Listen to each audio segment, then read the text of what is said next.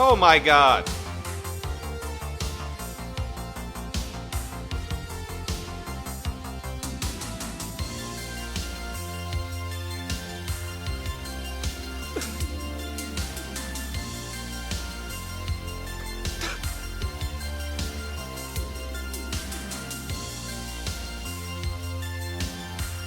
Oh. It's finally happened, guys.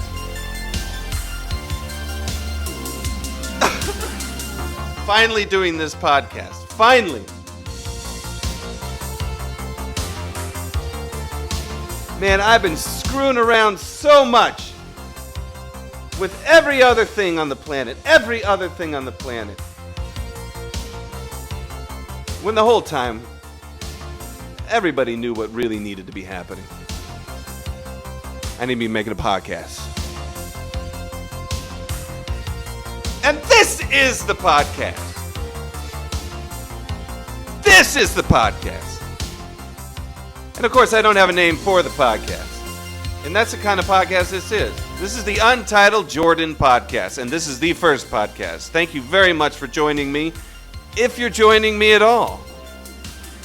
But it doesn't matter, you see, because I'm doing it anyway.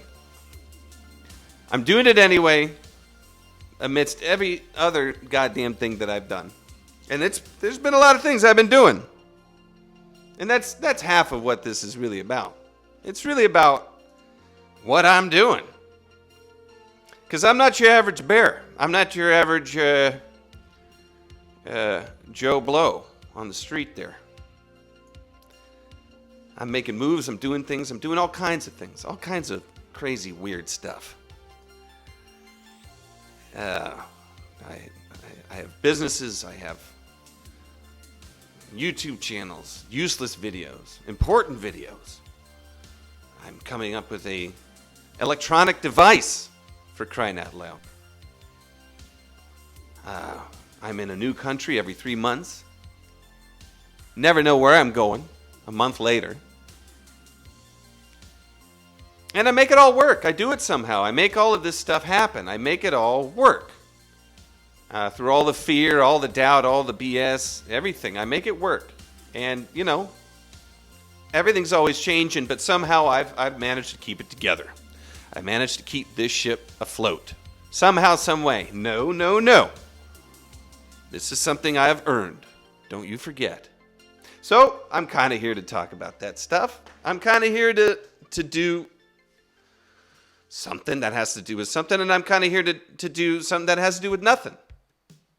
And that to me is fantastic, because everything I've been doing has been about something. It's had a purpose, it's had a goal, and that's okay. It works all right. It works all right. But this is my baby. This is my baby. This is my show. So, what is it about? I really don't know.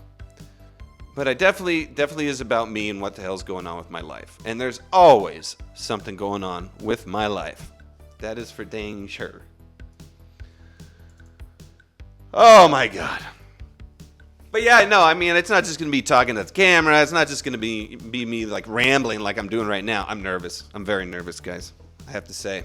But it's about me getting unnervous, about me getting into the groove of these things, about me finding out what this show is really about. But we're not just going to start in a vacuum. You know, I got guests. I got 2 guests today we're bringing on. I'm going to talk about my love life right now. Ilya actually is on the chat right now, and he's a fellow Croatian. I am in Croatia. I'm living in a town called Osijek in Croatia, which is near the border of Serbia and near the border of Bosnia. It's an ideal location. Let me see. I want to make sure. It's actually, I like it. I like it a lot. It's all right, you know. But a lot of people ask, like, what are you doing in Croatia? I've been in Croatia quite a bit. I've been doing a lot in Croatia. You know, this is my 4th time coming to Croatia. And I came here for a woman. The reason I came to Croatia was because of a woman. Now, a lot of people ask, oh, you have a Croatian bride. Or something to do with a male. But no. I met this lovely lady in Croatia.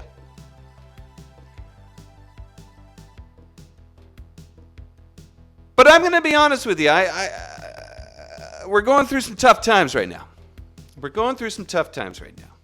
In fact, she just left the apartment. And, in the discussions, they've gotten very meta. The truth is, I'm a bit of a mover. I move around a bit. And I don't mind having to stay in one place, but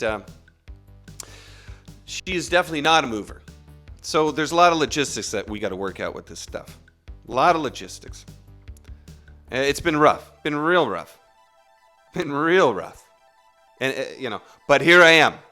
I'm doing this show. Maybe it's a show because I'm going through some kind of like relationship crisis or something like this. I don't know. It might be. To be honest with you, getting to this point, to where I am right now, is been, like that the last couple days here, because my time here is coming to an end. So it's getting pretty obvious to us. Like, okay, so what are we doing here? We've been dating each other for about 2 years, 2.5, and man, it's like you can only leave and come back and leave so many times. I can't get into it all right away, right now, but we'll get into it. It'll pop up, whether she likes it or not. I hate to admit it, but man, I gotta talk about something. Oh, baby, that's my jam. So anyway, it's coming. My time here is coming to an end. It's coming to an end relatively quickly. I'm leaving for Thanksgiving, and then I'm gonna continue on my way. The way it works in Europe is you got to stay here for 3 months, and if you stay here for 3 months, then you got to leave for a full 3 months. So it's 3 on, 3 off, whatever combination of that. So 6 months a year, and they got to be divided. They got to. So I could do 2 on, 2 off, 1 on, 1 off, that kind of thing. But 3 on is the maximum amount of time I can be here in the European Union. A lot of people don't know where Croatia is. A lot of people think Croatia is in the Middle East or somewhere near Russia, something like this, But it's right across the pond from Italy. Yeah. I didn't know where it was either. But everyone who comes back, they say, oh, Croatia, got to go to Croatia. It's beautiful. It is beautiful. Now, there's 2 kinds of Croatia. There's the coast Croatia. Let me see here. Let me see if I can pull something up here for you. I know you guys are all just running to your what do you call it there? Your Googles and whatnots. I'm going to show you Croatia. Croatia's right here. Let's see what we got here. Hold on a second. Let's see what we got here. Let's see what's going on here. Look at that. Huh? Look at that. What's that out there? Yeah, man, I can show you my monitor. Okay, this is where Croatia is. Man, this show, I'm telling you, this is just the beginning, guys. This is just the beginning. Here's Croatia right here. So there's Croatia, and everyone comes back from Croatia. Oh, let me turn you. I love you, buddy. Maybe we can turn you down. Everyone comes out of Croatia, and they say, oh, my God, I love Croatia. Look at it. Look at this. There's islands and everything. It's crazy. Who wouldn't love Croatia? Right? But I don't live there. I don't live here. No. I don't live there. I live somewhere else. Let me show you where I live. Oh, man. I live over here. So here's the coast. It's beautiful. I live right here. You see that little dot? That is a live update of where I live. I'm not going to zoom in any further, ladies. Okay? You got to have some privacy. But I live in a town called Osijek, and we are in the middle of butt-fuck nowhere, man. We are on flat. Can you back me up on this, Elia? We are in the middle of flat swampland. There is not a fucking hill for 20 miles, man. I'm sorry, man. I'm not trying to swear, but I think now's a good time. We are as close to Serbia as you're going to get with a McDonald's. You know what I mean? And that's another thing, the place is okay. It's all right, but we got 2 McDonald's. We got no KFC. You can tell a lot. You can tell a lot by a place whether they have McDonald's. So I travel a lot, and I say, hey, the place got a McDonald's? When I'm scoping something out. See, Elia's agreeing. Look at that. He's agreeing. Man. Flat and hot. I say, I'm scoping a place out. I say, does it got a McDonald's? Does it got a McDonald's? And, like Americans, they say, oh, you like McDonald's. Ooh, But it's like, no, it's not about that. It's not about whether I like McDonald's or not.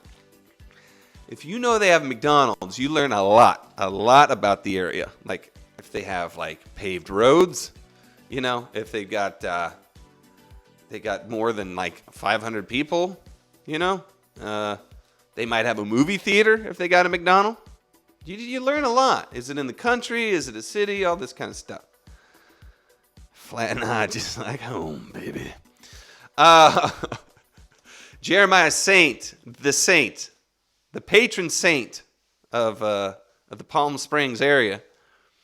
Jeremy, where are you right now? By the way, I'm sorry, everyone, all of you listening at home. I have a very good friend from high school on the line right now. And Jeremy, where are you living right now, Jeremiah? He's big on Twitch. Actually, that's kind of where I came from. It's Twitch. I've been doing this Twitch thing, and it was just me, editing. And Jesus Christ, God damn. All right, he's still in Palm Desert. I used to live in Palm Desert, so it's hot as I'm not gonna say, I don't have to swear it right now. It's hot as balls in Palm Desert. It's 120 degrees in the summer, But here it's hot in the summer and everything. But anyway, they got 2 McDonald's, but they don't have a sushi bar. So I can't be living here. They don't have no sushi. I mean, really, they don't have a sushi bar, and they got one Chinese place that's to be quite honest with you, they got flies in the GD vinegar. Oh, speaking of Jeremiah Saint, what do we have here? What do we got there, Jeremiah Saint? Random, totally random. By the way, this is a song by Jeremiah Saint. He made this for the hit. In fact, I'm going to show that right now. I'm going to show that to you right now. We're going to showcase some of Jeremiah's work right now. Because you know what? I ain't got nothing else to do. A little trouble in Big China. So anyway, I'm having a real kind of crisis of, what I'm doing here. We can get into that in a bit, but I don't need to start off the whole podcast with that stuff. Man, I'll tell you what. I'm hunting down this video here. I'm plugging you, dude. I'm gonna plug all this. Okay, here we go. Now, this is a film that was directed by Christian Bretz. And he went on to do some lovely VR work, Stonehenge VR. But this is one of these early films. That we were doing. Maybe mid-early kind of thing. Hold on, let me get it over here.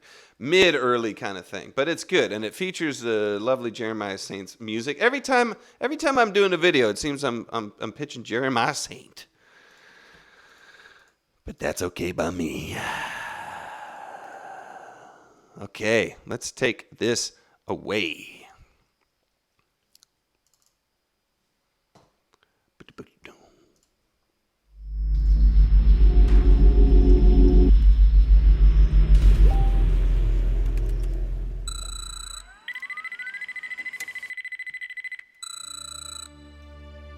That's me, everybody.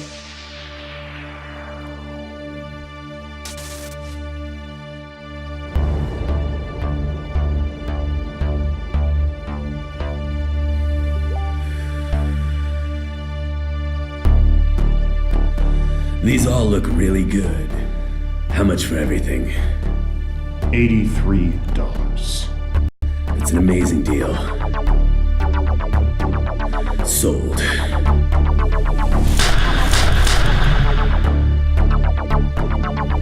What's the matter? CIA got you pushing too many pencils? You hear that music? And I win.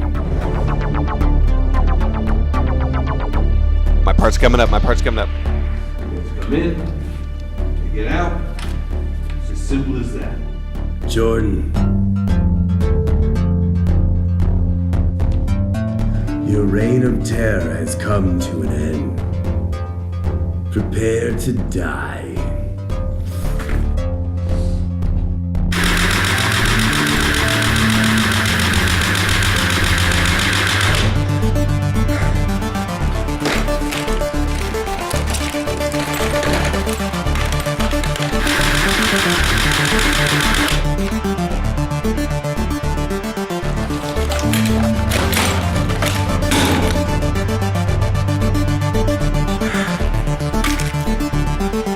That son of a bitch took my eye. Get him, boys.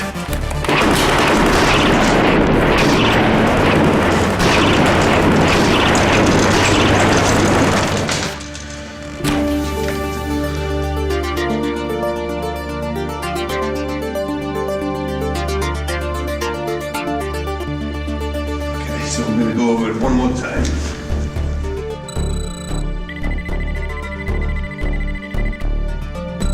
That's what I'm talking about. See, and here I was wondering what the hell I was gonna show here. And what do I hear? I hear sweet Jeremiah Saint's music. Sweet Jeremiah Saint.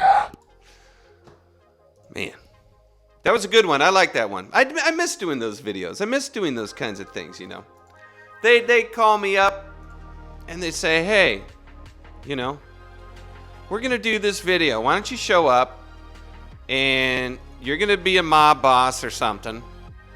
And, and you say these. I loved it. I loved doing that stuff. It was fantastic. It was really, there was nothing to it. You just showed up and you did it. And back in the day, man, me and him would go at it. We were working a lot together in the high school years and whatnot. I'm not trying to bring it up. I'm really not. I'm not living in that time. Okay? I'm not living back in my high school days. But, that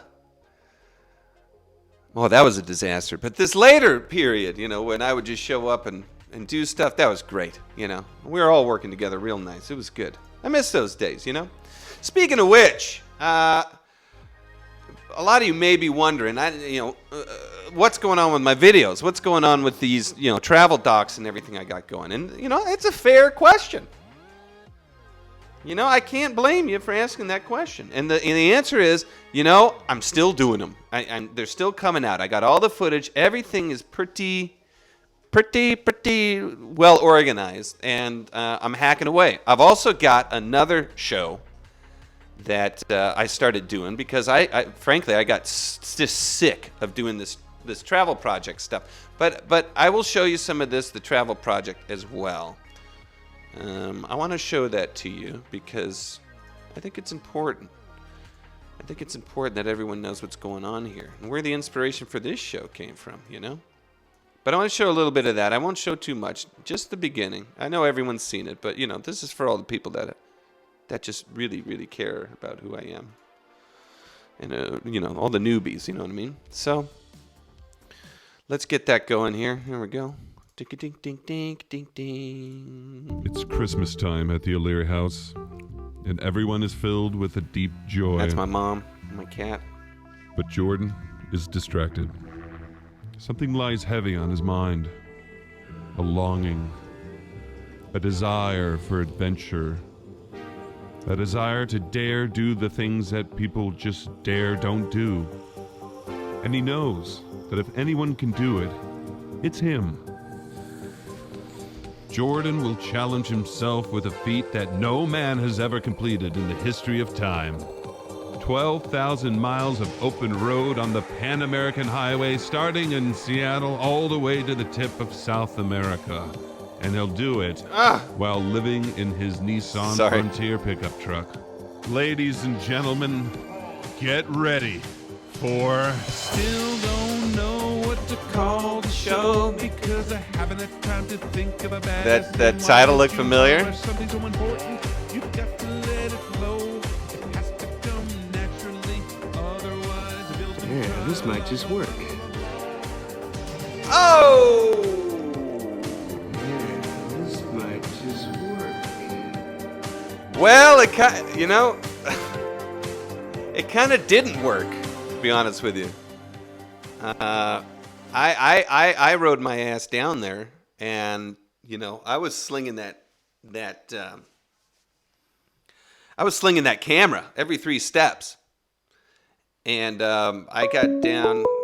Oh Lord Almighty! Okay, we got someone calling in. Hold on a second here. Who do we got here? Who is calling? One moment. Where is it? Dude, I don't know how to work my my computer. Where is it? Who was it? Who called? I don't know who called. Who called?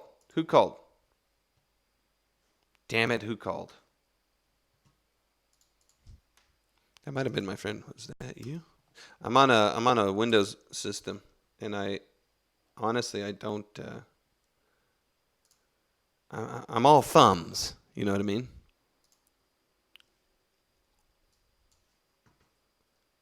I don't know who that was. I'm sorry, but don't worry. We will. Actually, I forgot to mention. I've got a guest coming. He is one of the guys I started doing podcasting with a long time ago. It never went anywhere.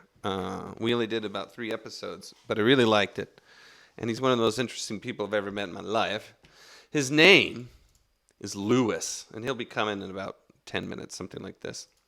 But anyway, so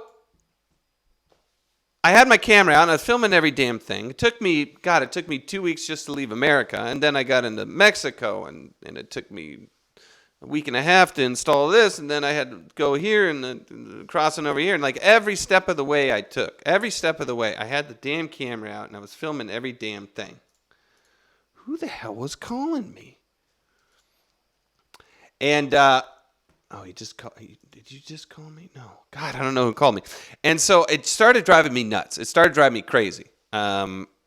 Because every 3 steps, I'd be taking a film of something, and then I would get to somewhere where I could relax and chill for a bit, but then I'd have to edit the damn thing. So then I had to edit the thing. So I'm sitting in the hotel rooms editing for, a week or something to get 2 episodes out, and that's not easy. And then when I get out there, I'm exhausted, and I only got about 5 days of filming before I got to go edit again to make sure that I got another episode coming out on time. And it was driving me insane. It was driving me crazy. I became a recluse. I became completely isolated. And, it was bad news. Oh, it was bad news. So I said, man, screw this. So I took everything I got. I took all the footage I had. And I'm still going to put it out. It's still coming. But it's going to come out on my time. You see? It's going to come out when it comes out. Okay? But in the meantime, I started another show because I was in Guatemala at this lake. And about twice a year, every year, I do like a 7-day silent solo or with a group or something, but like silent retreat thing where I don't talk to anybody. I don't listen to anyone. I don't listen to music. I don't go on the phone. I don't go on the intranet. I don't watch television. I might read a book if there's no teacher. If I got a teacher, I talk to that guy. Or I'll read a book that has to do with the topic, of course. So I do this for 7 days, and it's a pain in the ass. It's a big pain in the ass, but it's one of the best things that you can ever do for yourself. And it's definitely the best thing I can do for myself for you. So I do it because I come out of there and I'm just like, oh my, I'm just like, I'm like, I don't even, I'm not even like conscious of what I'm doing when I come out. And yet I'm fully aware, but I'm not like thinking, oh, I should do this. Oh, should I do this? Should I do that? There's none of this. I should do this. I should do that. Oh, I'm not doing the right thing. There's none of that stuff. There's none of that stuff. Hold on. There's just me and isness, and it's the best. I highly suggest it to anyone. Anyway, so here I am in Guatemala. Someone's wanting to get on the show. Here I am in Guatemala, and I come out of this week, and I'm just like, yes, my son. Yes, my child, And I'm really, really, it was a good one. It was an awful experience. But when I came out of it, I was really with it. Like, really with it. I started, I would wake up at like 5:30, 6 in the morning, naturally. Totally natural. And I'd wake up and I'd be like, I'm up. I'm up. Right?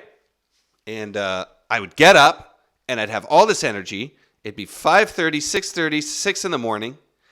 And I would just go to work. At first, the first week, I just played a video game the whole time. I played Mad Max. I played the Mad Max game the whole time, and I loved it. It was fantastic. It was just so lovely to play the Mad Max game. So I did that. And then the week after, man, I was out of the apartment where I was doing my retreat. I rented this really fancy apartment, with a bath and everything. But it was still a real big pain in the ass. If you want to retreat, don't get a fancy place. Get a shitty place that has enough warmth at night, but not like a bath and like view. It doesn't matter what view you have. It doesn't matter what view you have when you're doing like a meditation something. It doesn't matter. You get sick of everything, right? So anyway, I get out of this this fancy apartment, and then I'm in my truck, like normal. And I tell you what, man, I was going to bed at 8 o'clock, and I'd be asleep by 9 or 10, and I'd just wake up at 5, and I'd be awake. I'd wake up before the coffee shop would open, and I'd just be awake. It was one of the best damned things ever. And hold on one second. Oh, Lord. Okay. And it was the best. It was the best. So when you're in this state of mind, right? Like when you're in this like headspace, right? I'm trying to get, God, man, I'm really having trouble with all these windows here. Hold on a second. When you're in this headspace, oh my God. Okay. We have Doc Savage in the chat. We have Doc Savage in the chat. Okay. Was that you calling, Doc? So, okay. So I'm just so distracted because I'm like, everyone's calling us everything. So anyway, I was in this headspace that was so incredibly clear and just focused and everything.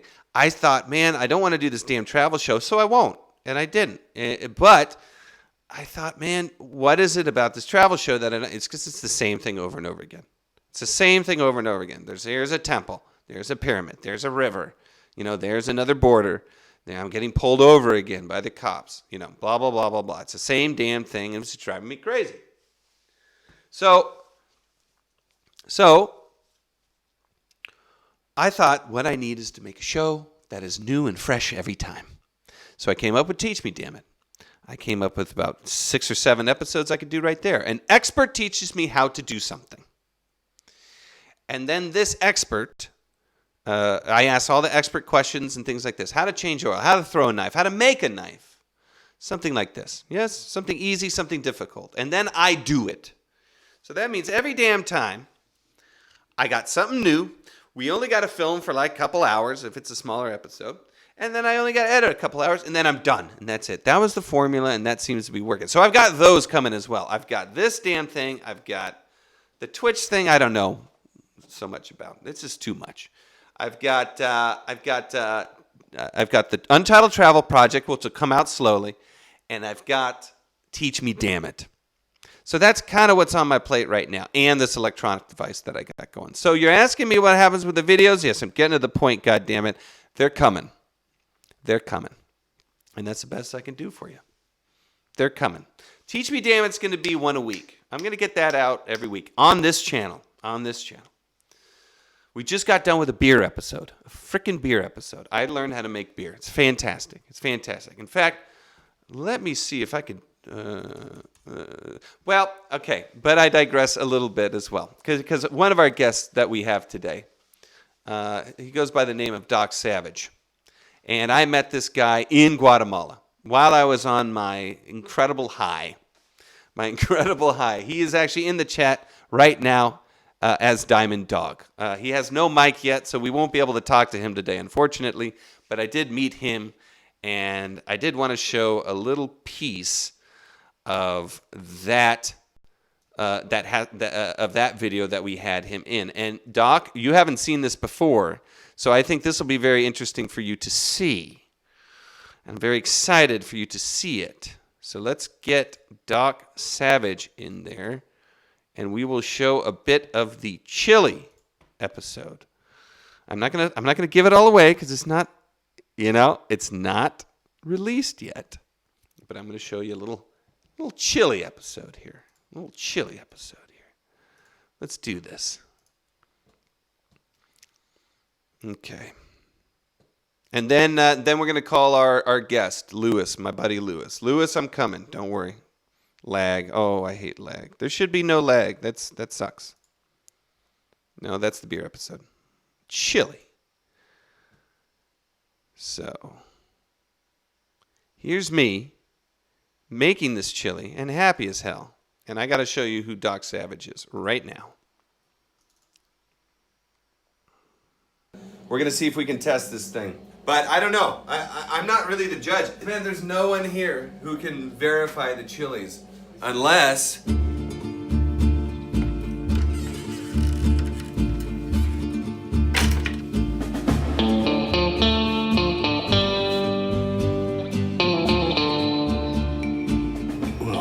What does a guy have to do around here to get a shot of chili oil? Chili oil? You want a shot of chili oil? Well, it seems to me all you boys drank all the pina coladas, so I just take what I can get. Oh, man, the drama. The drama. So that is the incomparable Doc Savage. I mean, how can you beat this? Look at that. Look at him go. What happened? Wait, what happened? Thank you. Oh my God, okay. So there he is. That's coming out very soon. I think maybe we'll go for... let's go for a December release on everything. We'll start releasing everything in December. You heard it here, folks. December, Teach Me Damn It is coming out. And I can't look at this chat. It's too distracting. Yes, that was the latte dude. We showed some latte stuff over at Twitch, but I'm not going to make you slug through hours and hours of footage to find that. So anyway, lots going on. And, podcast is one of them. It's one of the things I'm doing. I love talking, and I love being focused as well. So hopefully those two will come together, and we're going to have some nice shows. In the meantime, I'm going to struggle my way through it, and, you can just turn me on in the background. That's the way it is. Why am I getting so meta about everything, man? I'm so sick of getting meta. Like, I'm going to do this, and this is, man. That's one of the things I got to watch out for. I just get too damn meta. I don't have to talk about what I'm doing and how I'm around I'm doing it.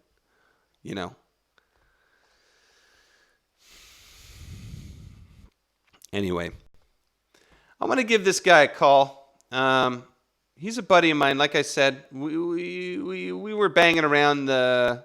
Oh, Doc, real quick, before I get onto this other guy here, I'm real sorry that we can't get on a call today. We're going to figure out a way to get Doc Savage on this call. We'll try for next Friday. Tuesday and Friday. Not sure what time. Maybe we can go for now. We can go for like 1 o'clock. We'll try that. After lunch, when you're like, screw this. It's Friday. I just had a big old lunch.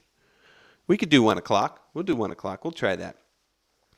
But, Doc, yeah, that was a real shot of chili oil he's about to take. But I don't want to spill the beans on that episode, Doc, But, Doc, I'm sorry. Next time we'll get you on. We're gonna talk with Doc Savage. He's one of the most fucking crazy, fascinating people I've ever met in my life. And the second that I think that I want to get the fuck away from the guy, I immediately end up saying, man, I'm going to miss this guy. We spent a lot of time together. We did 3 kind of episodes together.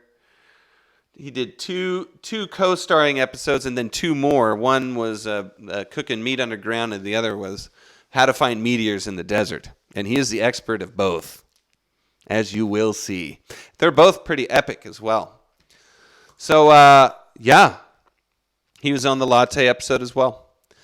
So that's that. And we're going to have him on. I promise you will not be uninterested in this guy. One way or the other, you will be interested in this guy.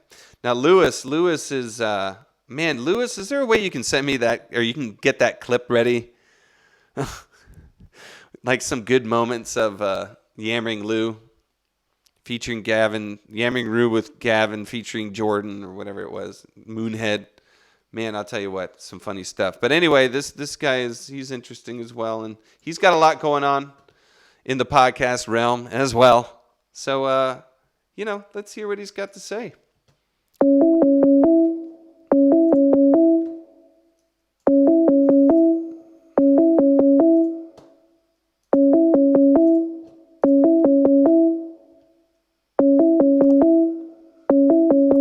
Let me turn that down for you guys.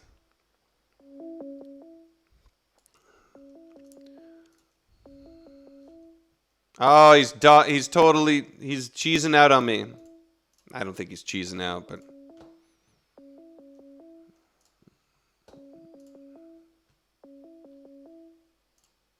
no, man, that sucks. Where is my boy? Where's my boy? Yeah, that's a bummer, man. That's a bummer. Well, I mean, I have to show this picture of him, though. I do have to show this picture of him because he's a bit of a baller, I have to say. He's a bit of a baller. Hopefully this will tide you over until we're able to get a hold of him. But yeah, man, we did this show where I heard him and another guy, my buddy Gavin. I heard them doing just this podcast where they're just talking back and forth about like women and stuff, and he was so damned interesting. And I just said, man, they're doing this podcast. I was just totally swept up in it, completely swept up in what they were doing. And I'm the kind of guy, you give me an idea, I start ruminating, I start getting ideas. You give me an idea, I start getting ideas. So we where is this cat anyway, man? Well, basically, I wanted in, I wanted a piece of that action. So I said, God, I love what the hell you guys are doing. I love this, blah, blah, blah. And I started thinking, because he's got such a personality. He's like this, like, I don't know, borderline Asperger's, like, just like kind of like monotone. But he self-admitted, self-admitted kind of eccentric person. Where you at? And so I said, guys, I love what you're doing. It's just so great. And he goes, oh, we should have you on. We should have you on the podcast. You should be a guest on the podcast. You should be a guest on the podcast. You should. And I say, okay, all right, So we tried it out. I stepped on, and I'm just laughing my ass off the whole time. I'm laughing my ass off at what they're doing. They're talking about this and that and the other thing. He's pissing Gavin off because this guy just won't stop talking. Gavin's trying to keep the show together, and I'm just going like Kevin Eubanks, just like just in the background, not really adding, but just kind of we're gonna give him another call here, but just kind of just enjoying everything about it. He says he's ready to go here. And so we try to do a couple things. Hey, man. So right now we have Lewis on the line with us right now. Lewis, are we hearing each other all right?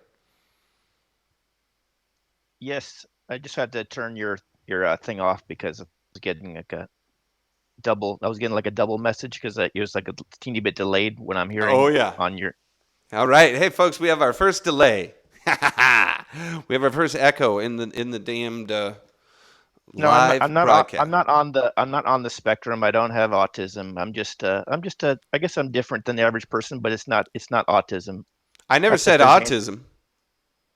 Well, Asperger's is in that spectrum of, and not that there's anything wrong with that, but that's just not me. That's not my particular issue. I have other issues, but it's not on the spectrum. I don't know if It's a different kind of spectrum.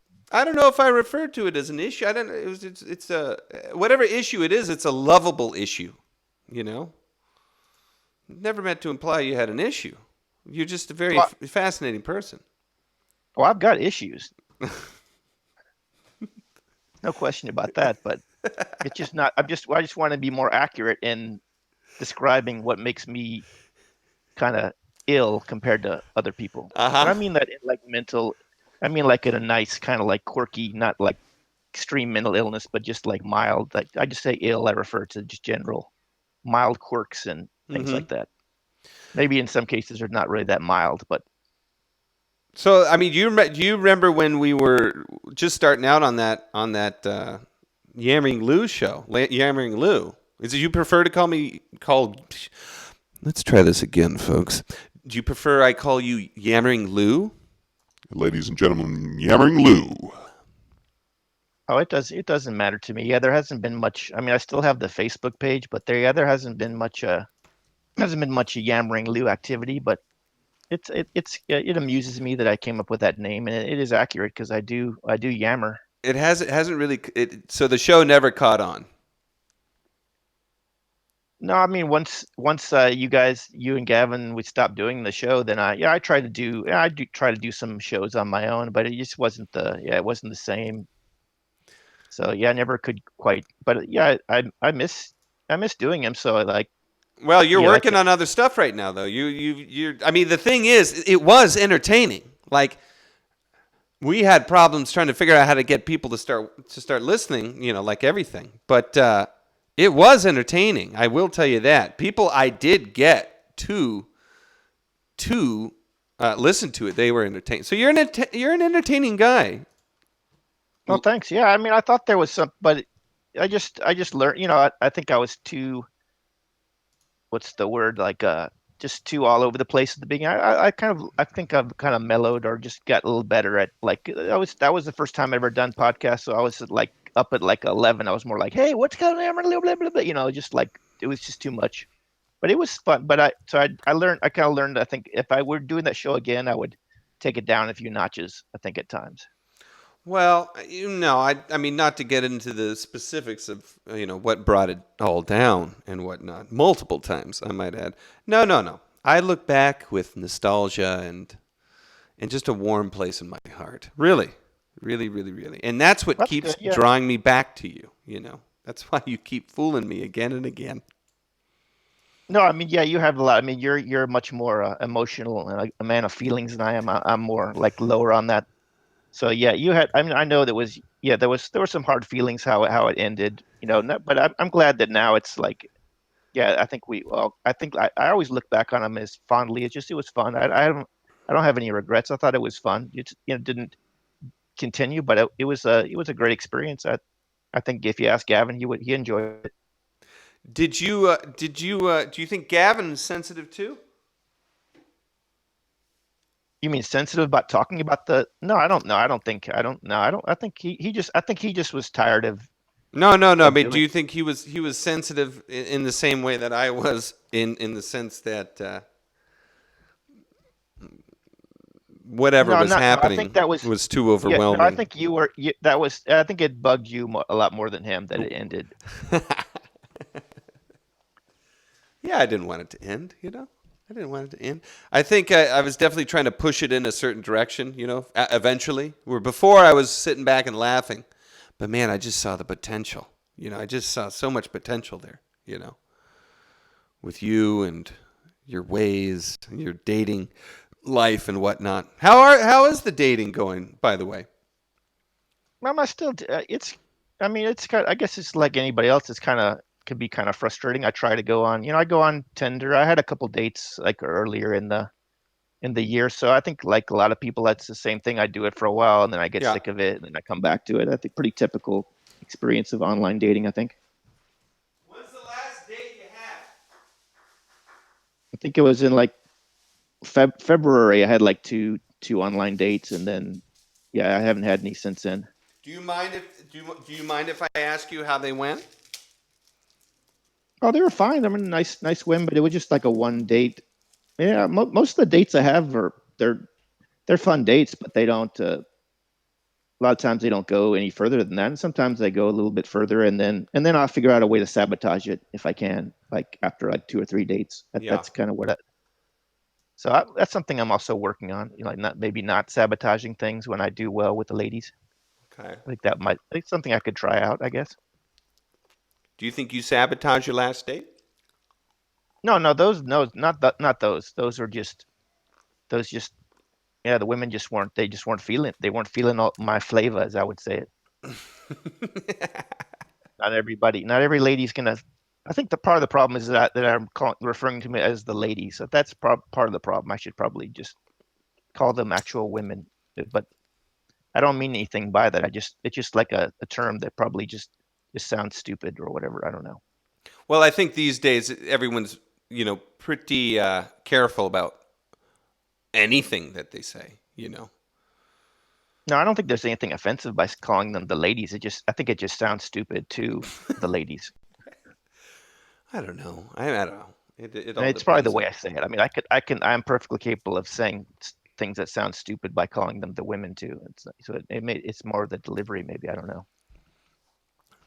Well, I mean, I think a lot of people would even think twice about calling a lady these days. I must say, I think it's I left America right when the whole MeToo thing started. Like, you can actually hear it in Untitled Travel Project, one of the first videos. You can hear my mother talking about all the directors and everything, and the getting slapped, and I left.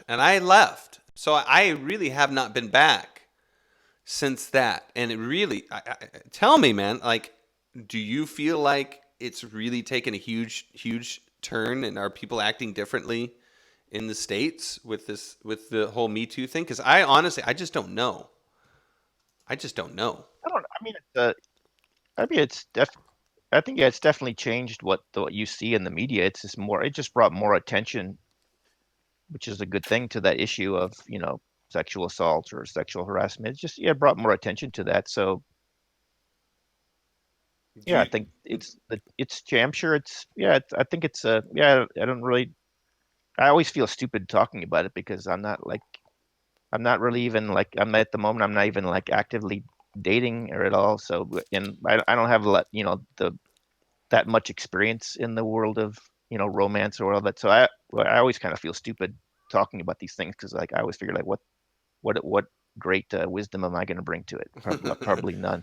Do you think the whole thing has made you more worried about, like a bit more like even more nervous with dating and this kind of stuff? I don't want to say nervous. I'm not saying you're nervous, but like has it affected your dating life?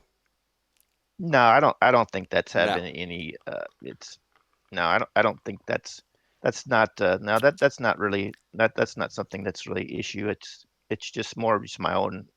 See, because I've been quirks and things that just, I think it's just like whatever, like tons of people mess up their dating life with whatever's going on in their head, and I'm just like, maybe the things that mess me up are just a little different than the things that mess most people up. I don't know, but it's the same principle of, you could have two people that are perfect for each other, but it doesn't mean it's going to work out, because one person might be in a different place, or one person there's all kinds of things that can make something go wrong even if you have two people that are perfect for each other. Tell me about it, baby. Tell me about it.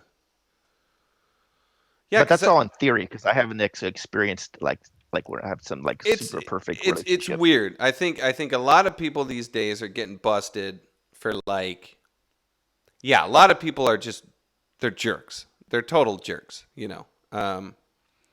idiots. I call them idiots. It's like hitting on women, seducing women, and this kind of stuff. To me, it's pretty straightforward, but it's like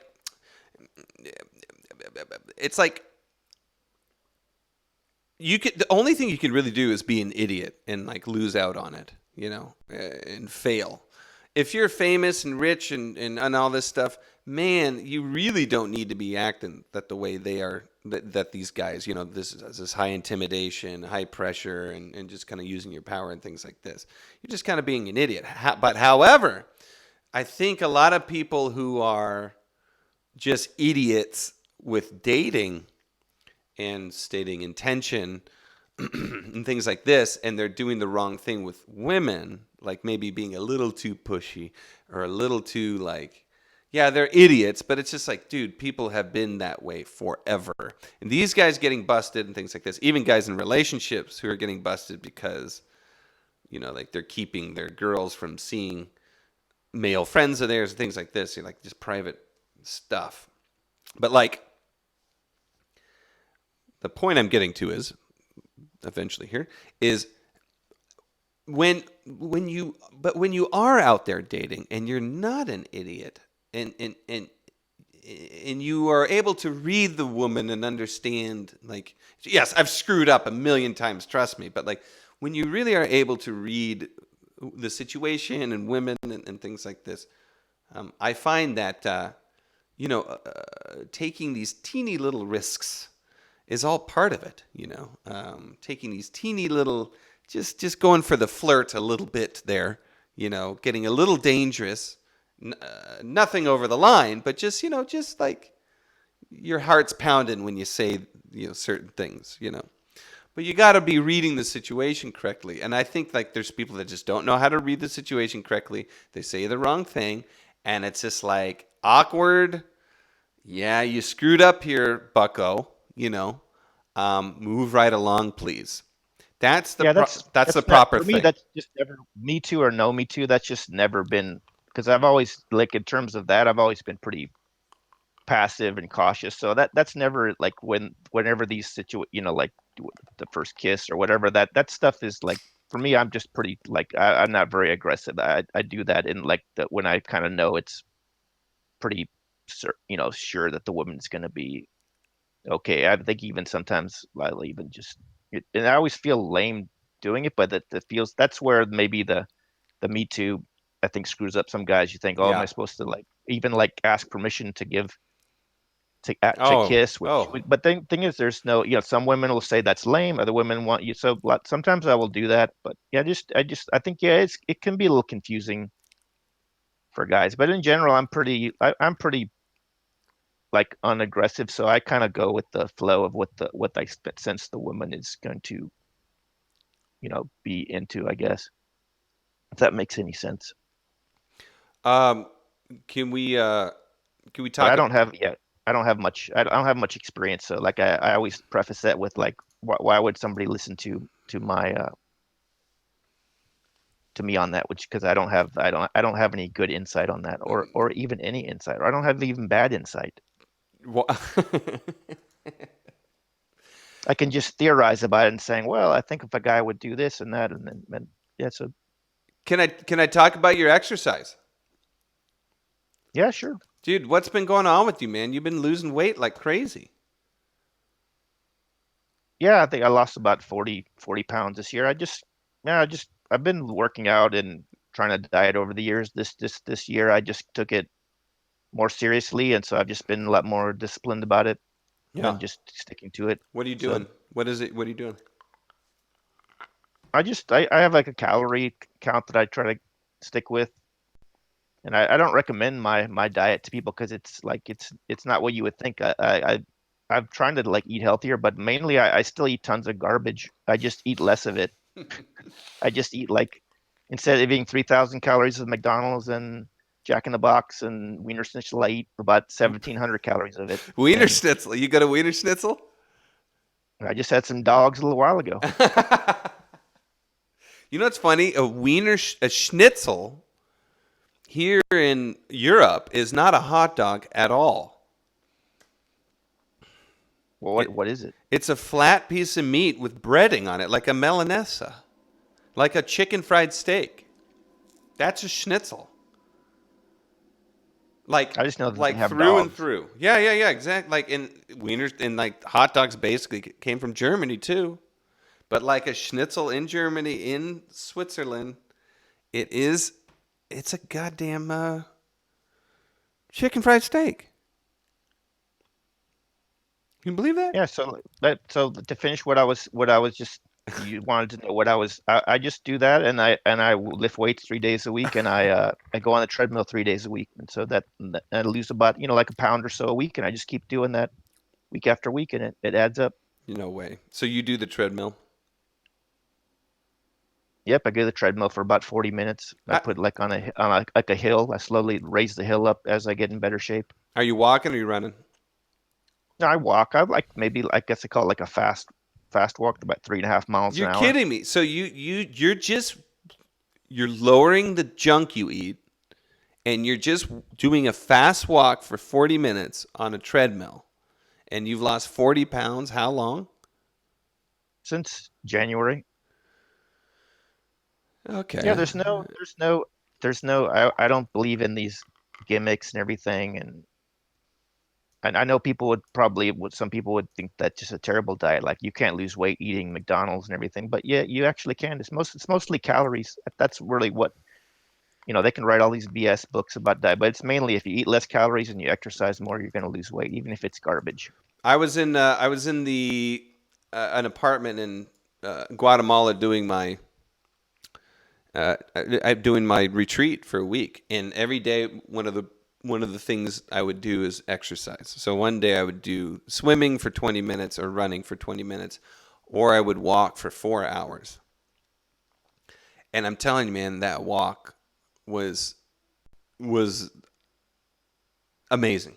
I mean, I was in Guatemala at a Lake Atitlan, which is incredibly picturesque and beautiful. But doing that walk, man, and you can put on a podcast, you can, and you just walk, and you just go. And dude, I'm telling you, man, I was losing weight like crazy, man, like really, really. And I'd come home, I'd be tired, I'd be like totally fresh, tired and fresh at the same time. You know what I'm talking about. People out there, you know what I'm talking about. And it was awesome. And I actually think maybe when I get back, I'm going to do some like big walking trips. I'm thinking about that. Just maybe I'll take the truck, depending if I take the truck or if I fly over. But maybe I'll take the truck. I'll drive ahead. Or I'll have someone drive. I'll drive ahead and then take a bus back or something and then walk to it. Plus the weed, I think I like to try. I was going to say bust, that was the I like next to bust question. the myth about weed because for me, my life is. I was very late in getting onto the weed, which I mostly vape it, or marijuana, the technical term for it. For those that don't know. So what are you about saying? weed. You walk with weed, or No, I'm saying like since I've only had like marijuana in my life for like 2 years, and my life is better since it. Like people like to always think, oh, I would say like I'm a big slacker that should have always been doing weed, but I was late on that. So now I'm not any less of or more of a slacker. I think weed hasn't made me any more of a slacker than I already was.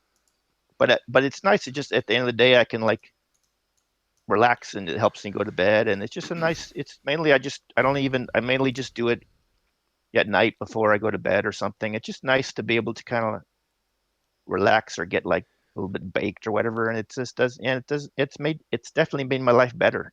Like I feel cooler. like honestly, I thought you, and we talked about this before, but I thought you would be one of the people that couldn't handle weed. Like I used to smoke weed all the time, and I can't do it. Like I can't do it anymore. I just can't. You get too much anxiety or something or what? Like you talk about like you're ill and I'm ill and you have this and that and this kind of OCD stuff, and I guess that makes you nervous. I've never seen you like nervous or anxious or something like this. So I mean, I don't know, but I don't have OCD and I don't. I think I'm atypical in that sense. I don't know what most, but I think from whatever stereotypes about people that have OCD and everything, or I don't really know. You would think that they're these really uptight people, and I guess I'm not. I'm different. Like I'm not a uptight. Like I have my OCDs, but I'm able to keep it all mostly in my head. It doesn't cause me like physical nervousness. It's just something I kind of control inside my head. And so yeah, most people, if they didn't know me, they probably wouldn't. They to see certain things, I like to double check things, but yeah, in general, I'm a pretty mellow person. So yeah, the weed doesn't. Yeah, I can take it. It doesn't make me paranoid or crazy because like I always think, what's going to happen in my room? Like who's going to attack me in my room? I feel pretty safe. That's so funny. No, mine is not an external fear at all. It is an internal. But what happens when you're on weed? You just get to what happens that it's not a good experience? You're saying. So yeah, I mean, I did a lot of shit when I was young. I smoked a lot. I didn't take a lot of acid, but I took some, and I had some really, really bad times. And then I had good times after the bad times. But what happens when you do marijuana? Right. So it's all this internal stuff. It's like I just lose my way. I lose my facility to connect with the world in a normal fashion. So, like, a thought will just carry me away, or I'll be thinking about something, and it can be just as easy as going, oh, I'm high. Remember what happens when you're high? And that right there can just start this hole of paranoia. And I found that it's amazing what the mind can do. Now, that being, and I'll get into this hole of paranoia where literally my whole body can cease. If you watch that Louis C.K., and I know he's a bad MeToo boy, but if you watch Louis C.K.'s weed little clip, like 5-minute clip he's got about smoking weed, that's exactly how I get. That's exactly how I get. In fact, let's take a look, huh? Louis C.K. weed. I know no one likes Louis C.K., but God damn it, this is such a great representation of how it works for me. Let's take a look at this here. I'm gonna get my shit together. There we go. So you're still on video, right? But in the call, I just see you as audio. But I take it you're still on video, right? Yeah. Do you want to smoke some pot? I'm like, can I get my portion? I don't know if me with my boring, non-expressive face is really entertaining the audience or not. But whatever. I figure I got this. You're not on video. You're not on video, dude. Oh, I'm not? Okay. No. No. No. Check it out, though. I just want to play this a little bit. I can't smoke pot because it's the same thing. Okay, I'm too old that's for good. it. Well, I'm not Sometimes on video. Then hey, Lewis. One moment. Please. One moment.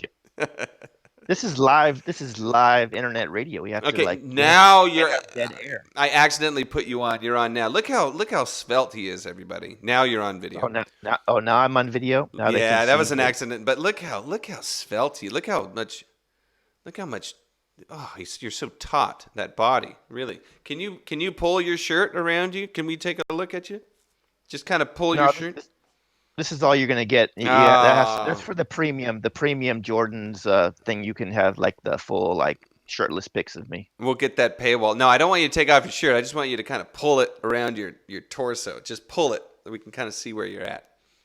That sounds stupid. So I'm not gonna do that. It sounds like a little Me Too action, I think.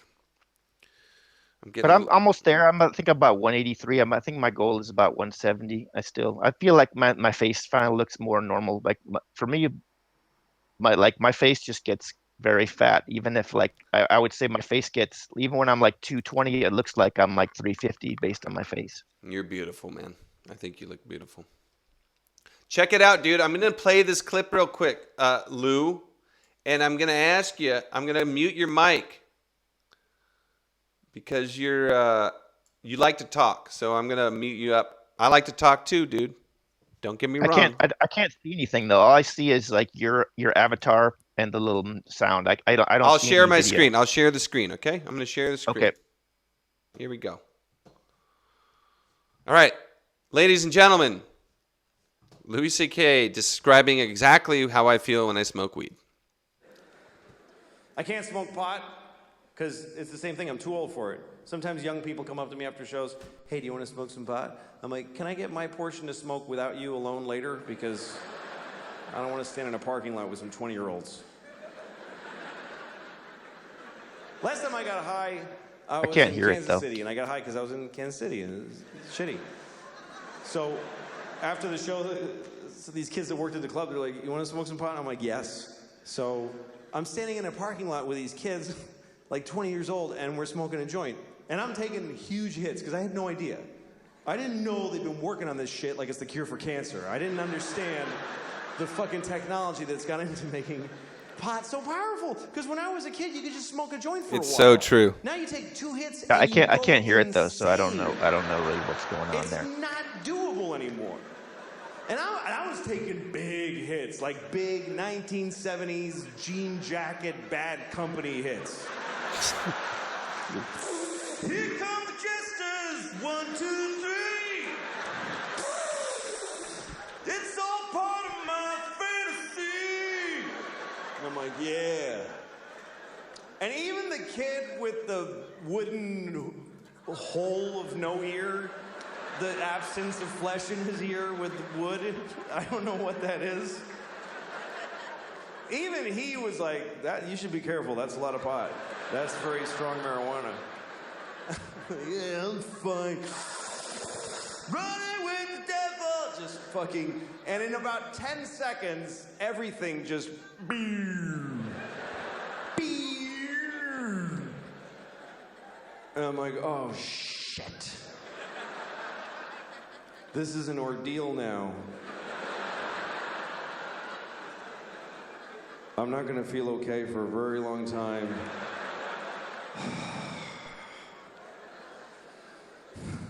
And everybody's just standing around and talking, and I'm hoping, like I'm really hoping that I look like this. Oh, I wish you could hear this. That's me. I can't hear it. You have to. So he's saying he smokes, and everyone's going, "Man, be careful with that shit." And he doesn't realize that the shit's so good today. Like it's just been manufactured in such a way and like scienceized to that it's crazy that even like people who like smoke it regularly are like, whoa, you should calm down with that shit. Because he's saying when he was a kid, he could just take big hits when he was a kid. You know, same with me. Yeah, it's all like made in labs now. Right. And so then he takes these big hits, and then he's sitting there, and then suddenly, and then he says, "Shit, man, I'm in trouble. Like I'm in trouble right now, and this is going to be a people long." tell me that I seem to have a natural high tolerance for it because when I first did it, I did a bunch of, but I've never smoked it. I don't want to smoke. All I do is vape it and occasionally do edibles. But I from what people tell me and what I seem to be able to, my system can handle a lot more, like just naturally. I don't know. Some people have different tolerances. So I've never actually had a bad experience, I don't think. Yeah, I mean, that's good, dude. I mean, that's really good because I really miss it. Like, I really miss it, dude. Like, I really wish. I'm just very low. If I think I'm on the other end of the spectrum, like not that kind of spectrum, but just like I'm very like low strung, mellow person. I'm just that people know me and people have known me a long time and they've never you've never seen me like yell at anybody or anything. I'm just a pretty mellow person. Yeah. So weed is really good for me. I don't know. It puts me out of my head. Like just like he said, like then he's like standing there and he hopes to God, you know, that he's just people are talking and that he's just, you know, like listening to him and like nodding and doing the right thing at the right time. That's what happens to me, man. I get completely in my head, completely objective to everything, including my feelings and thoughts, etc., etc.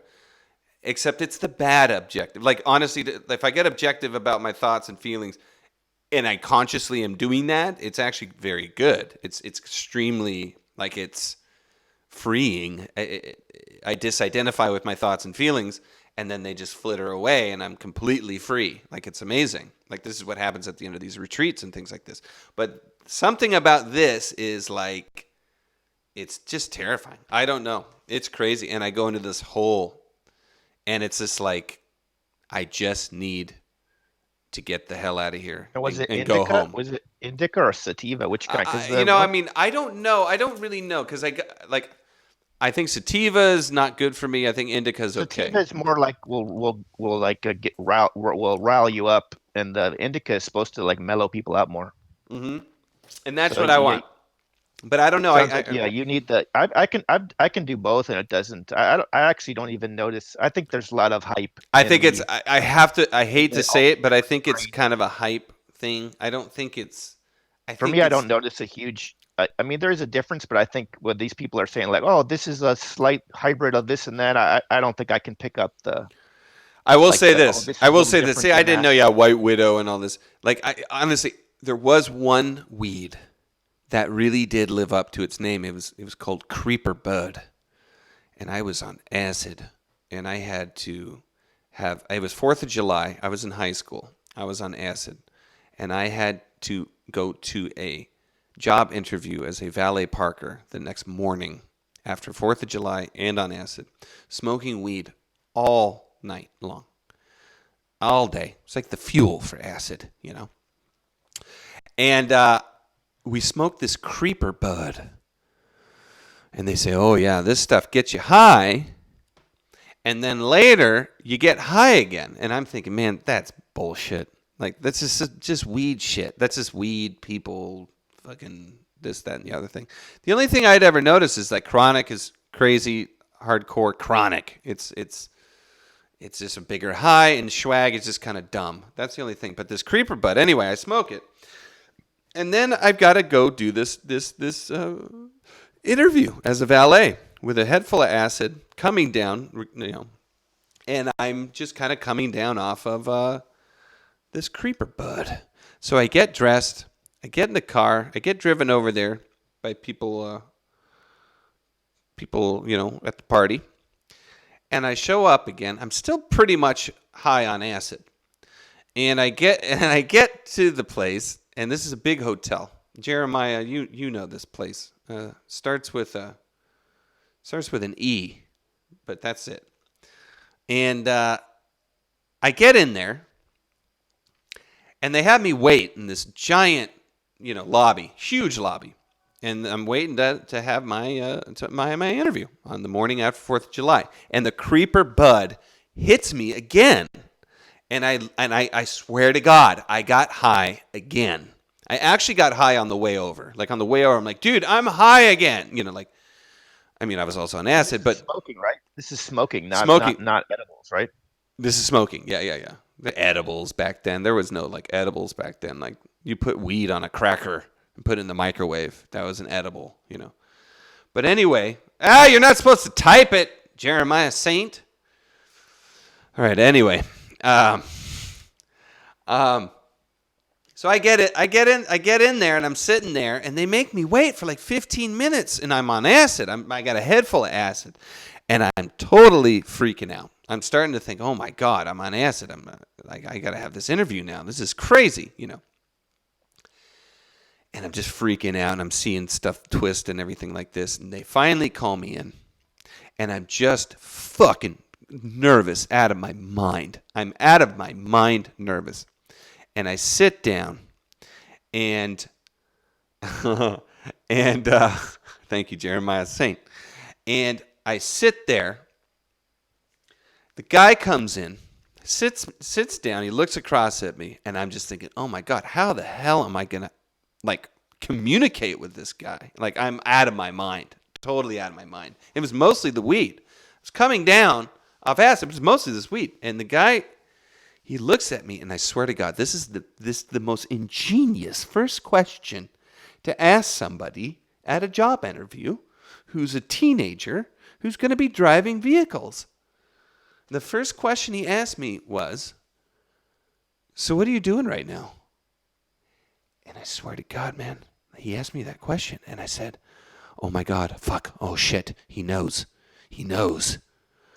Oh my God, he knows what I'm doing. Oh my God, he knows. And I'm just going to completely like be a stuttering fool this whole time. He knows exactly what I'm doing. And la la la la. And I go, wait a minute, hold on, wait a minute. If I was going to ask the first, that is the most brilliant question I think I've ever heard. That is the most ingenious question I would have ever had someone ask me under these circumstances. Like, holy shit, that's amazing. What a wonderful question. He's asking me, and he's going to freak me out and get me all fucked up. and then I'm going to fuck up. Oh my God, that's brilliant. And this all happened in about a second in my mind. And so I said, man, okay. And I looked at him and I just said, man, I'm just waking up trying to get a job. And he goes, all right. And he leans back. Blah, blah, blah. By the end of this thing, we were laughing, slapping each other in the back. We were talking about girls. The whole thing shifted. And because I was on acid and high, I absolutely got into the situation, and I just mastered it. I completely mastered that interview. I got the job. We're shaking hands, just like, oh, well, I can't wait to start, kind of thing. And I lived across the street from this place. So I lived across the street from this place. And here I am, morning after 4th of July, still kind of high on weed, still kind of high on acid, walking home, and I just got a job. My God, damn, that was a good feeling, man. That was a good day. So yeah, I don't know. I was in the midst of a horrible situation and pulled myself out. But I smoke this weed, man, now, and it's just like half the time I'm like, oh my God, why did I ever quit? And then the other half, man, I'm out of my mind. Just totally out of my mind. So you're 50-50, well, half the time you have a good experience and half the time a bad one? Like, I got to be in a right mindset. So if I come out of, let's say I come out of a retreat, long time sitting there suffering for 7 days, I come out and I'm free. Yeah, I could drop acid, do whatever. I don't, but I could, because I just understand things. But when if I'm not in that headspace, or I'm not in a very controlled situation, like, okay, we're going to do this, and I only smoke this much, kind of thing, then my mind, my thinking, I'm a thinking guy, it just gets away from me, man. It just gets away from me. You're talking about marijuana now, not acid. Well, I mean, acid's a completely different horse of a different color. But you're like 50-50 on you do marijuana. On weed. Yeah. Acid, I don't even know. I don't even want to. I have no intention of experimenting on that front. However, I probably could, coming out of, in certain situations, it'd probably be okay. The real thing is just to deal with that stuff. When you start losing your mind on that shit, the real thing is really just to just stop everything you're doing and to just feel the burn and don't add, don't subtract, just sit there and deal with it. I just love how it's clearly becoming, like, over time, it's probably going to be legal in all the U.S. states. Mm-hmm. It just clearly the momentum is on its side. Oh, absolutely. We're just fed with all kinds of garbage, and I used to believe that too. Although it's so dangerous, it's a gateway drug. It's all like nonsense. No, see, here's the difference, right? On the other side, I don't care if you smoke weed. You can blow it in my face. Hell, I'll probably pick it up and give it a little puff. I'll probably. All I know is alcohol does way more damage to society than marijuana ever would do, and it's so clear to me that I think to anybody that isn't poisoned by all that BS we grew up that marijuana, like, why isn't alcohol a gateway drug? It just doesn't make. It's just so stupid.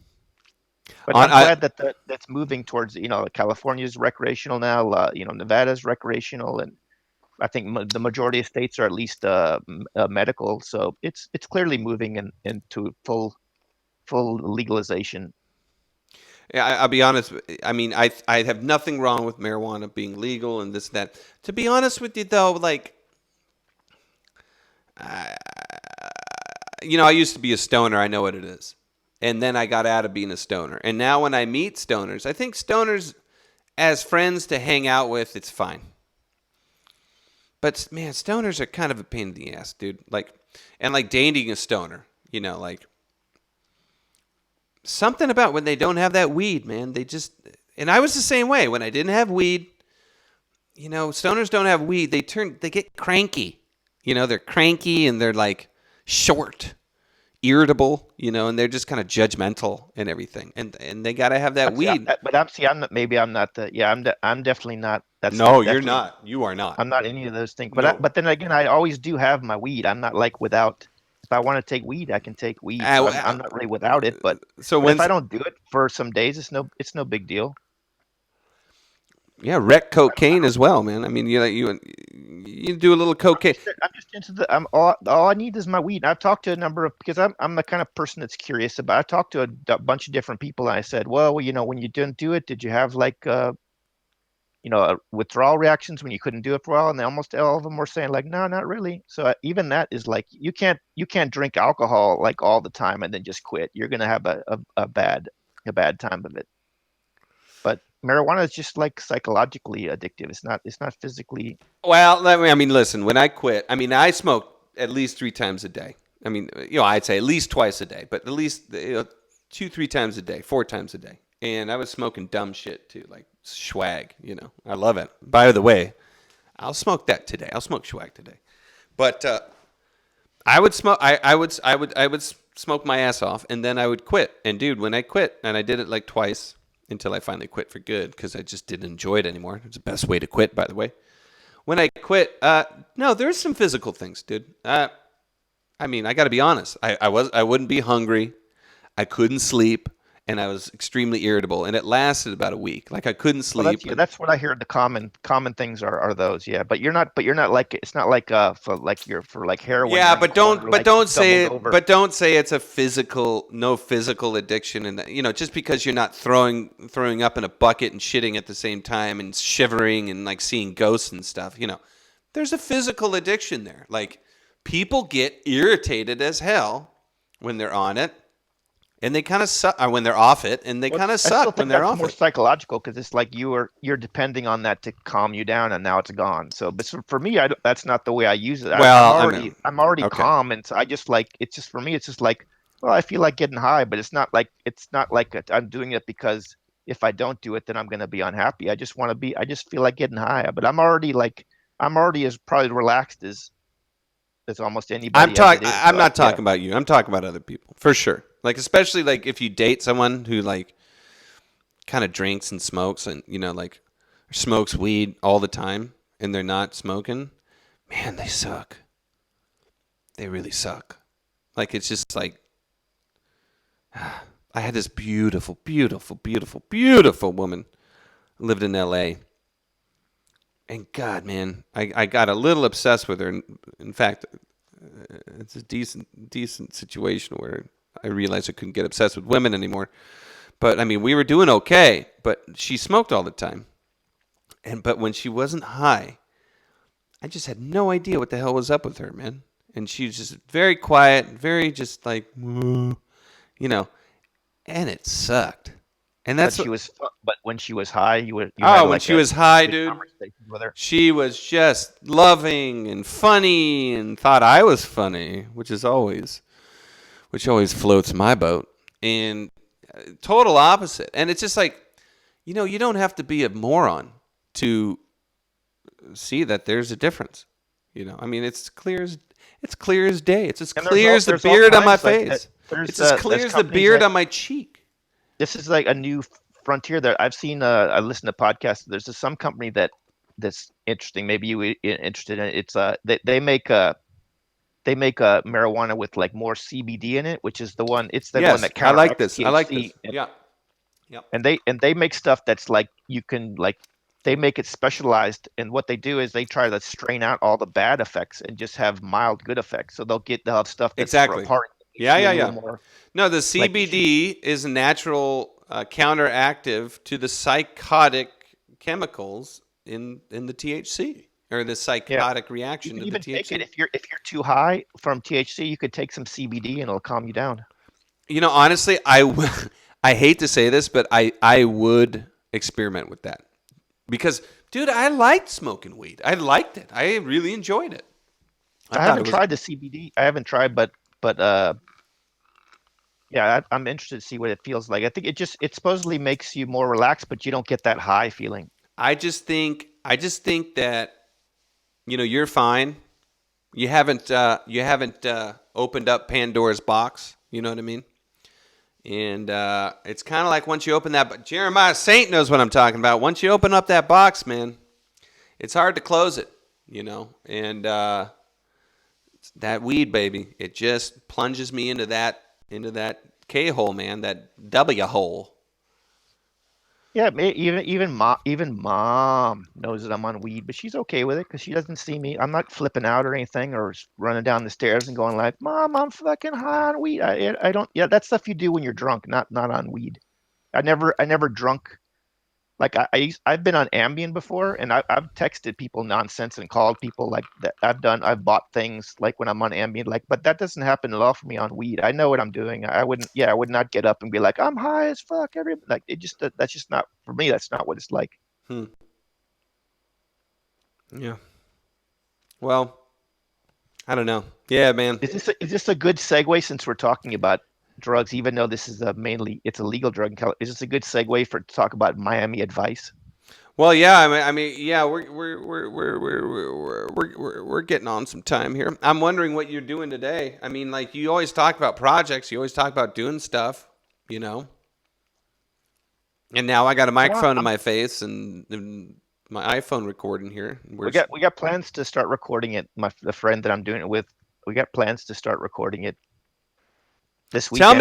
Tell me what it is. First off, it's always hard to get started. Like, as you know, you've been talking about doing this for a while, right? And you finally got it going, right? No.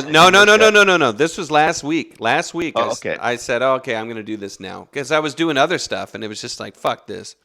And now it's just like, I don't know, like I'll be done. We'll be done in like 10 minutes here and I'm done. I'm done. It's finished. I'm so tell me what the show is. I'm not. Yeah, it's called Miami Advice, and I'm not sure what to really make of it. It's a clever, Miami Advice, everyone. Miami Advice. My friend came up with it. It's a clever take on Miami Vice, and the idea was we would watch Miami Vice episodes, the show from the '80s with Don Johnson, and then try to come up with like life advice from it. That's the idea of the. So, and is this something that you thought, okay, the audience is going to love this?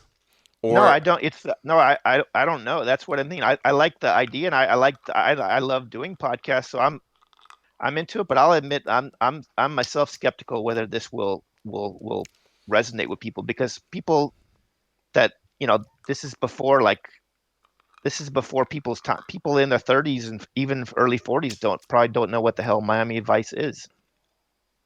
Or they've heard of it, but that's it. So I'm very skeptical of itself, whether it's but from what I've been listening to podcasts more, and it's something I'll give you credit for. You told me this a long time ago. You said you can talk about all kinds of things in your podcast as long as there's a core there, and then you can stray from it once people like it. And so that's what I figure. Even if it's Miami Advice, I'll still end up talking about LeBron and mom and all my other crap but it's all gonna eventually come back to Miami Vice. But I can still talk about all kinds of my yammering and everything. And so that's what's stopping you from doing this?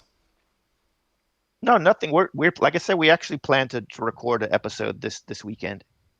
And you're going to start with the pilot episode. Yeah, we both have seen the pilot episode.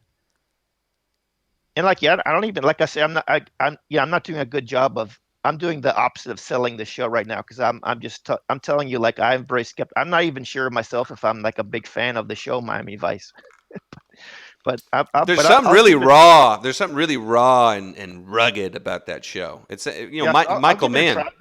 Maybe it won't, but the guy I'm doing it with is a very funny guy, and so I think even if that doesn't work out, we could do another podcast. I mean, I think it's just I'm more excited about working with him than I am about the actual idea of the show, because I think I always thought what we could do, that me and this friend I'm talking about can do good podcasts. So that's I'm actually more excited about that than the actual, and we'll see if it works out. If not, we could do another podcast about something else. Yeah, I mean that's the whole thing. It's like, what's this about? I don't know, but I'm just getting out there. Some will catch on. It's not even catching on with the audience. Some will catch on with me, where it's like, okay, I'll get the rhythm. Yeah, you have to like doing it. That's the way I feel about it. It's like if I really love to talk, and and some people seem to think I'm funny. So it's something I should do, whether I can actually make any money or get that many fans from it, or that's like separate. I still here's the are you going to do? I enjoy doing it, and I should do it just for that reason. I should do it because I enjoy doing it. Well, this channel is called Jordan's Moves, and I'm all about, well, do it. Like, show me your moves, man. Show me what you got, and I'm always pushing you to do it. And it's just like, for me, you just have to ask yourself, am I doing audio? Am I doing video? What are you doing? Audio or video? Both? Yeah, it's gonna be audio. It's gonna be audio. Okay, That's so- what most podcasts are audio. Yeah. So get yourself a good mic. Look at this thing right here. I don't want to get meta here, but look at this. $25.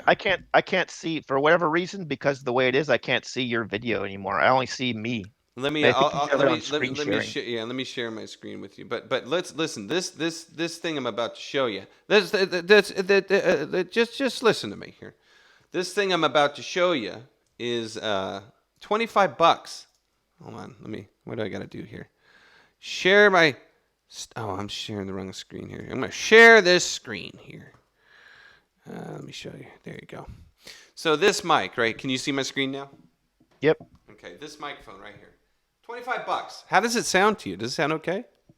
Oh, it sounds good. Yeah, I was gonna just do it with my headset. Don't do it with your headset. Don't do it with your headset. Aim to win. Okay, $25 for this microphone, and it's just as good as this $300 Rode mic. You basically just plug two microphones into the same computer and have it. That's not hard to do. No, and if you need to plug it in with USB, you can buy like a $10 audio interface, like audio sound card. That's a USB card you plug in a mic to. It's fantastic, and a lot of them come with headphones. And yeah, that's it, dude. And then you get some kind of. Well, then you gotta find a place to do it. You can't just you go to Blog Talk Radio and whatnot. Man, I don't know. The good thing is that my friend lives near me, so we're just gonna do it. We're probably gonna do it at his place. Where are you gonna put it? Where are you gonna put it?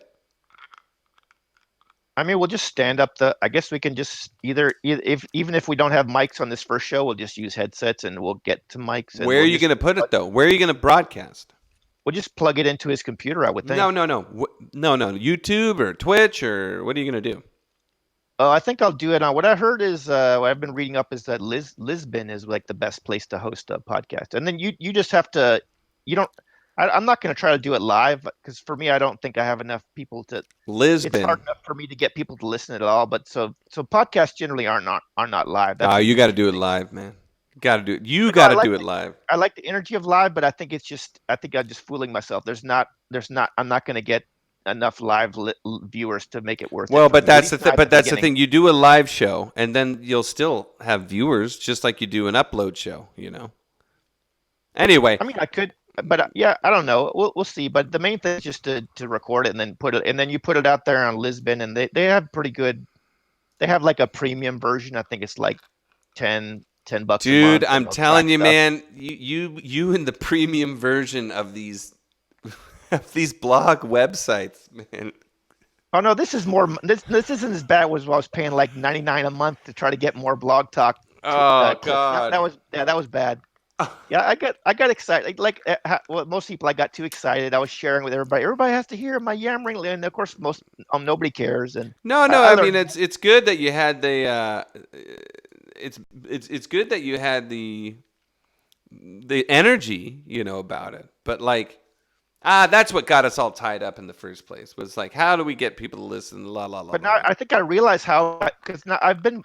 I don't know if you're aware of this, but podcasts have become a lot bigger. Just even since we did that show in 2014, it's become a lot bigger. And so I've been listening to podcasts, so I have a better idea. I think how you grow them is you just go on other people's podcasts. That's true. I see these guys all going on, and some of these people have bunch of them have multiple podcasts, and they go on each other's podcasts. Absolutely. I mean, yeah, that's certainly, and there's like levels that you play at and everything, and all the big guys. Everyone's like podcast exchanging. Going on Facebook and going, "Hey, everybody, here's my podcast that you still don't care about." For like that, I don't want to do that anymore because Facebook is Facebook. Oh, you mean advertising for like. Blog Talk Radio. Not even advertising, just posting on Facebook a lot. That just is annoying to people, and it didn't work. It gets a few people, and I'm not going to do that again. No, I know. I mean, you got to do something, but I'm not going to rely on my Facebook friend. I love you all, by the way, but my Facebook friends, you can't rely on it. However, they'll come on and they'll help. They're helping. I mean, I help my Facebook friends. I think that it just takes a while, but I think I've followed people on YouTube, and I think the lesson is that it can be done. You can build an audience, but you have to be consistent. Well, someone said to me, check the, but that's what I'm saying. Consistency, high quality, and putting it on the right Most place. people I'm give trying up. to I'm You trying know, to most help you people with give this. up before they. But listen, here's the thing, okay? If you're going to be consistent and you're going to have high quality, which you should, and you're going to do that, you might as well put it out on the place where the most ears are going to get it, right? And I think, honestly, well, you're not doing video, so I don't know about this. Well, I think it's a totally different. Like, I think the YouTube audience and your regular podcast audience is like two entirely different audiences. One is older, like I think I'm not really trying to appeal. I don't think I would appeal to the YouTube audience, which is like 20 somethings and teens. Like No, I think I mean, do you think this show will appeal to YouTube audience, 20-somethings? No.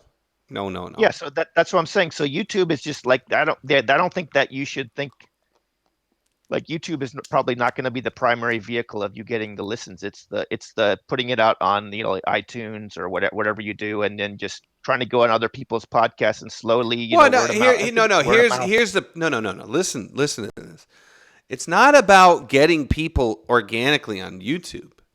You got to do all that work anyway. You got to go on other people's podcasts. You have to have interesting content, of course. You got to do your advertising. You got to do whatever you can, right? And you cross promote all that stuff. But then once you actually start getting people watching and YouTube's really good at keeping people roped into your work. So if they watch something by you, they'll keep showing you videos of the same channel over and over again so that people watch your old stuff and they keep reminding you and reminding. That's the whole thing. Something like Twitch, they don't do that at all. There's no way people on Twitch are going to watch your old stuff. And besides, Twitch is like gaming. No, Twitch is deliberately, it only lets you save a few. Twitch is designed to be live. Live. And we're talking for hours. By the way, everyone, Jeremiah Saint is over at Twitch and he's doing Fortnite. He just finished Far Cry.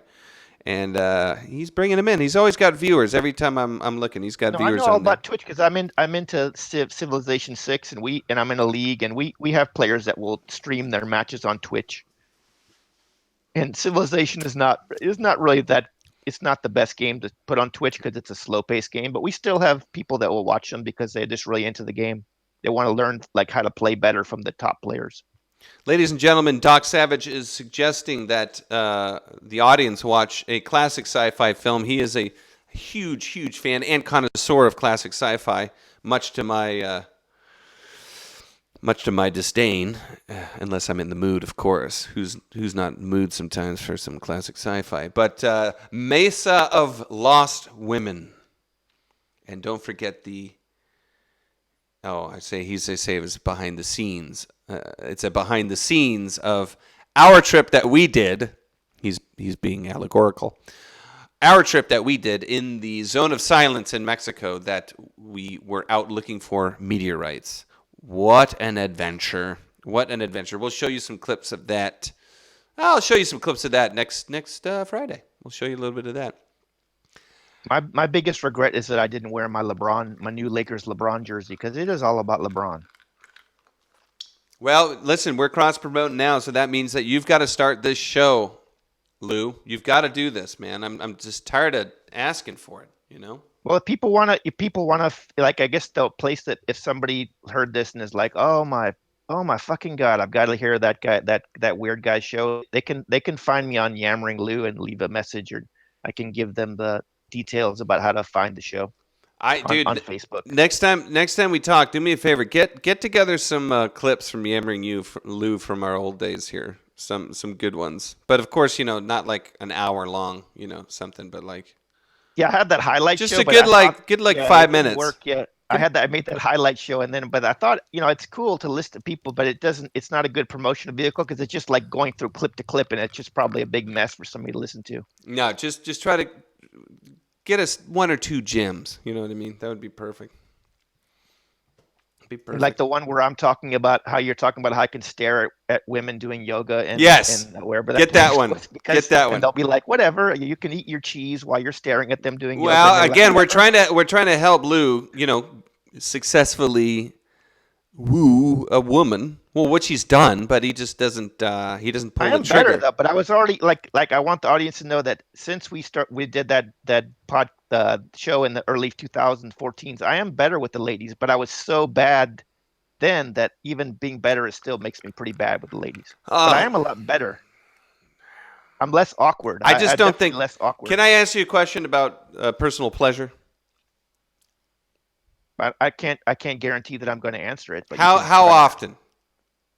Oh yeah, I'm not gonna talk about that stuff on the. Well, I will. I'm telling you this. I have made a commitment. I made a commitment to not abuse myself. Rubbing jow.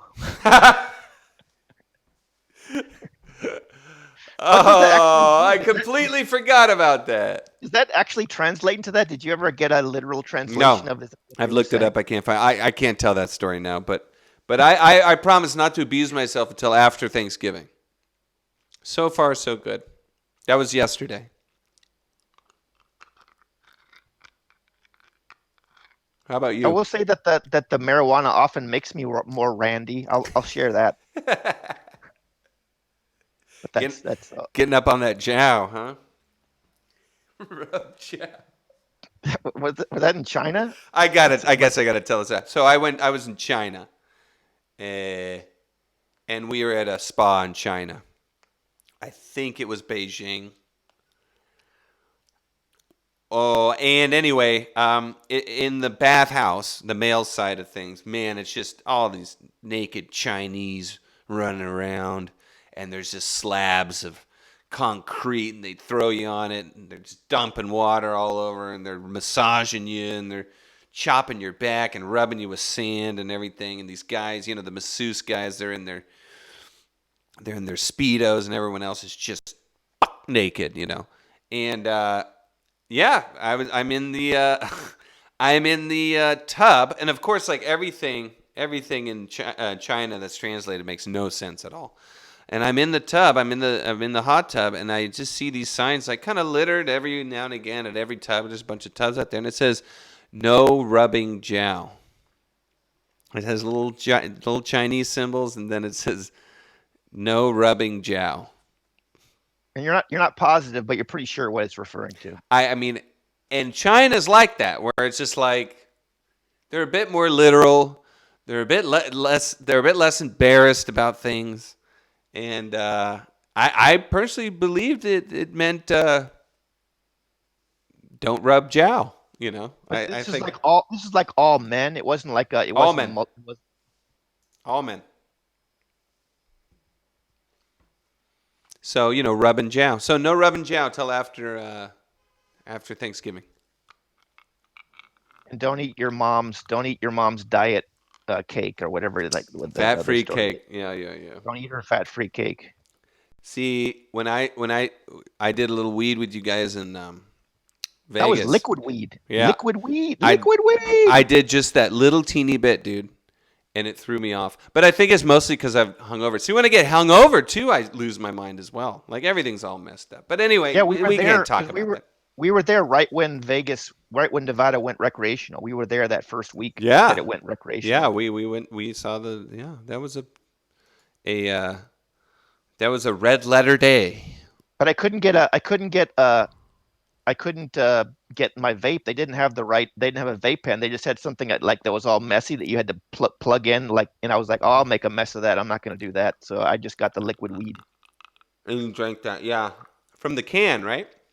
It was in bottles. It was like a sports drink kind of. It didn't taste good, but it didn't taste terrible. It tastes better than alcohol, so I could drink it. But it wasn't something you'd ever drink if it wasn't weed in it. I shouldn't have. I mean, I guess it was okay, but that hangover just killed me. It just I drank.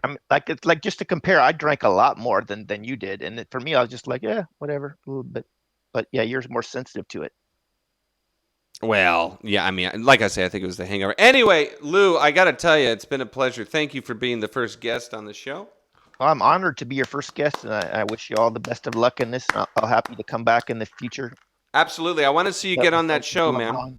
I want to see you get on that show, dude. I have to come back on your show wearing my LeBron jersey. Hell yeah, you do, man.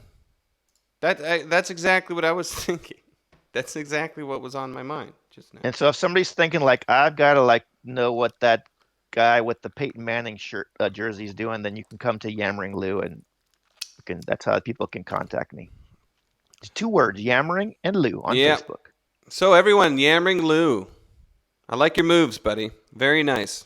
Very nice. He's going to be starting a podcast called Miami Advice. Do you know when the first episode will be live? I don't know if like I said, I'm not sure it's gonna. I don't think we're gonna do it When will it be live. up? When will it be up? Yeah, I would think within at least, but definitely within like a week or so, we'll throw it up there. Okay. I hope you do. I really do. And for all of you at home, you can follow along with Miami Advice and watch the same episode they watch. It's kind of like a little book club. It's like a little book club.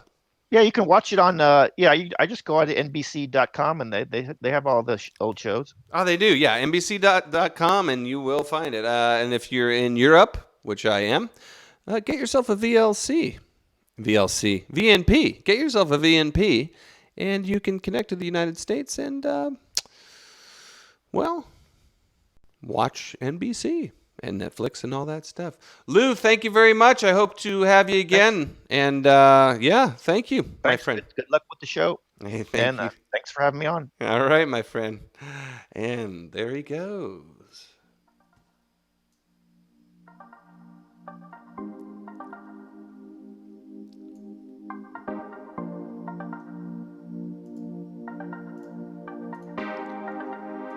Well, folks, it has been real. It's been wonderful. It's been amazing. And we're at an hour and 50 minutes. Went on a little bit there, but yeah, that's all right. I kind of liked having little visual aids, little things popping up, talking about this and that, showing examples, being a guide, learning things. I like that. Well, I want to thank everyone for joining me today. I would say this is a pretty nice success. By the way, Jeremiah Saint says goodbye to Sweet Lou. Really sorry that we could not have Doc Savage on, but we are going to get a microphone in this man's hand, and we are going to get him on this show. I'm telling you, I only talk to men of a certain caliber. Men that I would have in the same bed as me if we were on a very small boat and we had no other option. These are the men. These are the men. This, that, the other thing with Jordan. I don't know. I'm kind of digging this whole Untitled Jordan podcast thing. I don't know. Because that's exactly what it is. You know what I mean? But we'll see. Anything can happen. Anything can happen. It's just a sandbox. Jordan's sandbox. Oh, God. Everything just sounds so stupid, So, welcome to the show. Thank you very much. It's been a pleasure. And we'll see you later. Guys, I like your moves. Take care. Jordan out.